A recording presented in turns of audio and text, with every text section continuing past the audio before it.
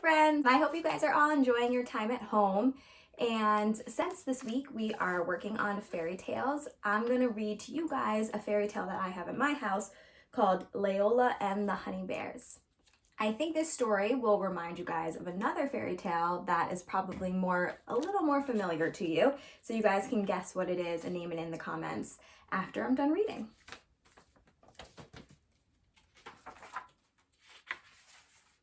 "Look, Grandma, look," Leola sang out as she struggled to pull the biggest, wettest bedsheet from the laundry basket.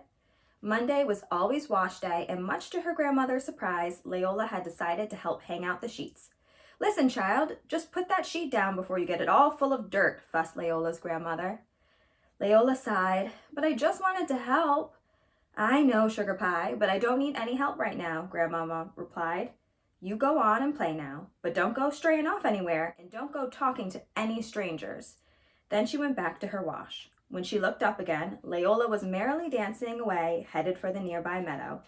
"You hear me, Leola?" Grandma shouted after her. "Mind me and don't go straying off." Leola did hear her grandmother, but she paid no mind. She didn't even answer her. Leola and her grandmother lived in a small, cozy cottage, not far from the Pine Hollow woods. When Leola got her way, she could be as sweet as brown sugar, but when she didn't, she could be as stubborn as Grandmama's old mule. Today, Leola could find nothing fun to do. "I'm bored," she complained, "and I don't care what my grandmama says. I'm going to do what I want to." Suddenly, Leola caught sight of some milkweed seeds blowing in the breeze across the meadow. "Oh wee!" she squealed as she watched the silky pods float farther and farther from the cottage.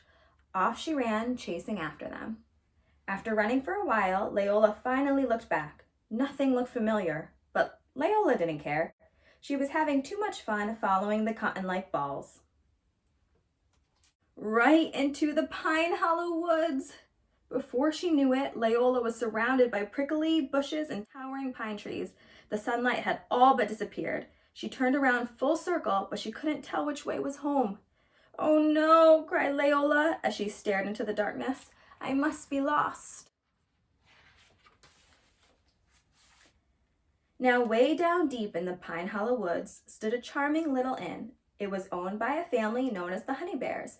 Papa Honey Bear was a great big bear. Mommy Honey Bear was a middle-sized bear.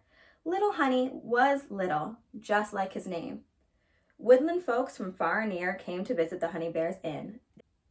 They dined on delicious daily delights like dandelion stew, double-dipped daffodil custard, and sweet daisy dough cakes. Cheerful chatter and hearty laughter always filled the inn. Come evening time, Papa Honey Bear sat in his great big oak chair and gobbled his great big toasted walnuts. Mama Honey Bear sat in her middle-sized chair and munched her middle-sized roasted chestnuts. And Little Honey sat in his little wooden chair and nibbled his little chocolate-covered pine nuts. On this particular morning, after Mama Honey Bear had served the last of her boysenberry grits to Mr. Hare and his grandbaby Bunny, she decided to make some special treats for her own family.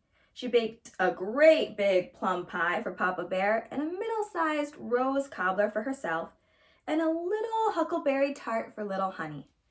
When Papa Honey Bear and Little Honey had finished their morning chores, they were as hungry as, well, bears. "Oh, darlings," chuckled Mama Honey Bear, "those pies just came out of the stove. They're much too hot now. Why don't we head over to Parson's Pond and catch a mess of catfish? By the time we get back, I'm sure the pies will be cool enough to eat." Meanwhile, poor Leola was still wandering around the deepest, darkest part of Pine Hollow woods. "I promise always to listen to my grandmama, no matter how much I want to do what I want to," Leola said. "Just please let me find my way back home." Weary and confused, Leola plopped down on a damp patch of ground. Suddenly, the cool forest air filled with a warm, sweet smell. "This must be my grandmama's cracklin' biscuits baking," said Leola. "Now I know I can find my way." But before Leola could finish, old Mr. Weasel came slowly slinking by. "Howdy, sweet little missy," he said in his oily voice. Old Mr. Weasel gave a sly smirk as he hungrily licked his lips. Leola quickly hopped to her feet at the sight of the stranger. Old Mr. Weasel laughed out loud. Now, child, I don't mean to scare you none. He slithered around this way and that way. I'm just wanting to eat you whole. With that, Leola took off running as fast as her feet could carry her, following the sweet smell that still filled the woods. Soon she came to a large clearing. As Leola wiped the sweat from her brow, she saw a little house in the distance. That must be a stranger's house, Leola thought to herself as she looked back over her shoulder from old Mr. Weasel. I know my grandmama told me about strangers, but I can't go back because old Mr. Weasel will eat me for sure. So Leola headed straight for the Honey Bear's inn. She knocked on the heavy wooden door, but no one answered. The door was open just a little, so she poked her head in. Hello? Leola hollered. Excuse me, please. Are you folks in? Still no one answered. I know my grandmama said never go inside folks' house until being politely asked, but I don't think she'd mind this time. And she quietly crept inside. The first thing to catch Leola's eye were the tasty-looking treats sitting on the kitchen counter. Ooh-wee, Leola squealed. I'm so hungry. I know my grandmama said never help yourself in folks' kitchen until first being politely asked, but I don't think she'd mind this time. So Leola stuck her small finger into Papa Honeybear's great big plum pie and tasted it. Oh no, Leola cried as she puckered her lips. It's much too sour. Then she took a taste from Mama Honeybear's middle-sized rose petal cobbler. Oh no, it was much too sweet. Finally, she tasted Little Honey's little huckleberry tart, and it was absolutely delicious. Leola gobbled it down right then and there. Oh, I'm so tired, Leola said as she let out a big yawn. I know my grandmama said never sit in folks' houses until first being politely asked, but I don't think she'll mind this time. Leola was beginning to feel right at home. First she sat in Papa's Honey Bear's great big chair, but it was way too hard, and so were his toasted walnuts. Then she sat in Mama Honey Bear's middle-sized chair, but it was much too soft, and so were her roasted chestnuts. Finally, Leola sat in Little Honey's little wooden chair. It felt like it was made just for her, and she loved his chocolate-covered pine nuts. She ate every one. Yum, yum, yum. Before long, Leola had stuffed herself so full of huckleberry tart and chocolate-covered pine nuts that the bottoms on her dress began to pull and her tummy began to ache. And then, kaboom! Little Honey's little wooden chair broke all to pieces. Oh my, Leola moaned. I know my grandmama said never make yourself too comfortable in folks' houses until first being politely asked, but I don't think she'd mind this time. Leola dragged herself up from the floor to look for a place to lie down. At the top of the stairs, Leola found the Honey Bear's bedroom with 3 neatly made beds all in a row. First she lay on Papa Honey Bear's great big bed, but it was much too hard. Then she lay down on Mama Honey Bear's middle-sized bed, but it was much too soft. Finally, she lay down on Little Honey's little bed, and it was just right. Without another yawn, Leola fell fast asleep. By this time, the Honey Bears were on their way home, laughing and singing their favorite fishing song. Many fish are in the brook, Papa caught 'em with the hook, Mama fried 'em in a pan, baby eat 'em like a man. When Papa Honey Bear swung open the door, the Honey Bears could not believe their eyes. Their cozy little inn looked like a strong gust of wind had just wiped through it. Everything was upside down and inside out. Look, growled Papa Honey Bear in his great big voice. Somebody's been eating my plum pie. And look, cried Mama Honey Bear in her middle-sized bear voice. Somebody's been eating my rose petal cobbler.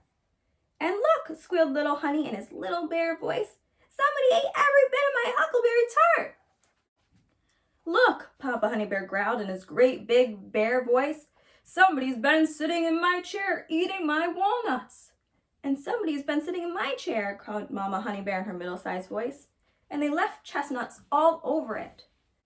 And somebody helped themselves to all my chocolate-covered pine nuts and broke my chair all to pieces, squealed Little Honey in his little voice as his little brown eyes welled up with tears.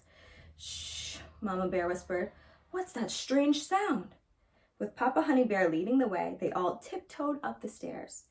They crept past Papa Honey Bear's great big bed and around Mama Bear's middle-sized bed until they reached Little Honey's little bed, and they gasped at what they saw. "Look!" squealed Little Honey, "a stranger!"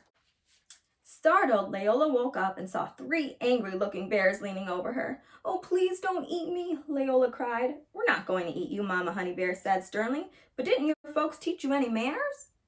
"Yes, Mama ma'am," Leola stammered. "My grandmama always told me never go into folks' houses and never help yourself in folks' kitchen and never ever sit down and make yourself too comfortable until first being politely asked. But I couldn't find my way back home, and old Mr. Weasel tried to eat me, and I was so scared and hungry, I didn't think anyone would mind, just this time." As the tears flowed down Leola's face, Mama Honey Bear saw that she was only a youngster, no different than her own little honey. Soon all was forgiven. Mama Honey Bear took her best straw basket, stuffed it full of scrumptious treats, and covered it with one of her prettiest lace doilies. As she handed the basket to Leola, Mama Honey Bear called to Miss Blackbird, who was hovering overhead. "Miss Blackbird, would you mind guiding this child back home? We don't want her getting lost again." "Why, surely, Mama Honey," Miss Blackbird replied. "But we need to get going, child. It'll be dark soon." Mama Honey Bear gave Leola a tender goodbye bear hug. "You were lucky this time, Leola," she said, "but you might not be the next. Your grandmama told you right. She must love you very much." Leola had taken only a few steps down the path when she turned to wave at her new friends. Mama Honey Bear pulled Little Honey extra close, and Papa Honey Bear put his arm around her as they all waved goodbye. As Leola neared the open meadow, she smelled fresh-washed laundry flapping in the breeze. With home in sight, she heard her grandmama calling, and this time Leola did answer back. From that day on, even when she wanted to do what she wanted to, Leola always listened to her grandmama. Well, most of the time. She never strayed too far from home again. The end. So friends, if you want to leave in the comments a few things about what makes this story a fairy tale, if you remember, you can go over it with your parents and leave in the comments all the ways in which this book is a fairy tale compared to some of the other types of books that we've talked about in class. Thanks for reading with me, friends. I'll see you next time.